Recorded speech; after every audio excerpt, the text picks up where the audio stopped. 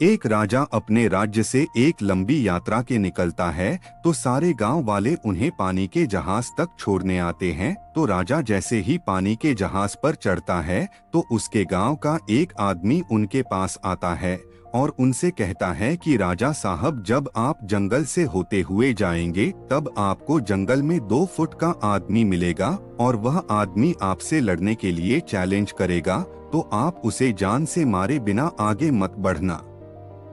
अब राजा उस आदमी की बातें मानकर यात्रा के लिए निकल जाते हैं।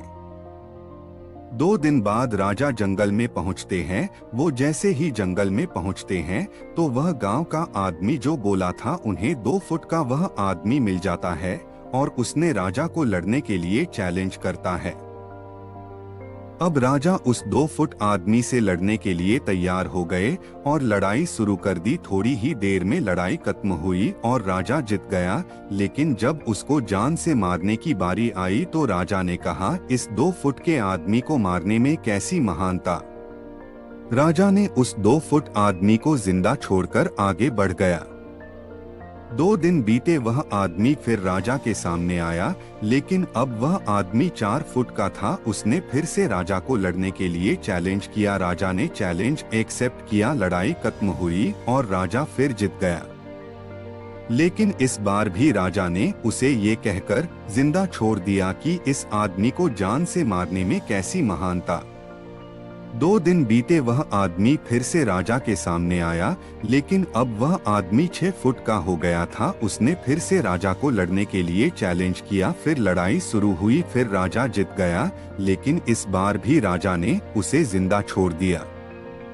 अब इसी तरह राजा उसे छोड़ता गया और वह आदमी हर बार 2-2 फुट बढ़ता गया और एक दिन ऐसा आया कि वह आदमी राजा से भी बड़ा हो गया। उसने फिर से राजा को लड़ने के लिए चैलेंज किया, लेकिन इस बार राजा थोड़ा डर गया। लेकिन राजा फिर भी चैलेंज एक्सेप्ट किया। लड़ाई शुरू हुई, लेकिन इस बार राजा बहुत जख्मी हुआ। राजा का एक हाथ टूट गया, लेकिन राजा फिर भी उस आदमी को जैसे तैसे करके हरा दिया। लेकिन इस बार उसने इस आदमी को जिंदा नहीं छोड़ा, उसने उसे जान से मार दिया। अब आप मुझे बताइए, महानता किस में है? जब उस राजा को यह बोला गया था कि तुम्हें जंगल में तुम्हें 2 फुट का आदमी मिलेगा जिसे जान से कम किए बिना आगे मत बढ़ना, फिर भी राजा ने उसे महानता दिखते हुए उस आदमी को जिंदा छोड़ता गया, जो कि आगे उसे बहुत भारी पड़ा और अपना एक हाथ भी गंवाना पड़ा।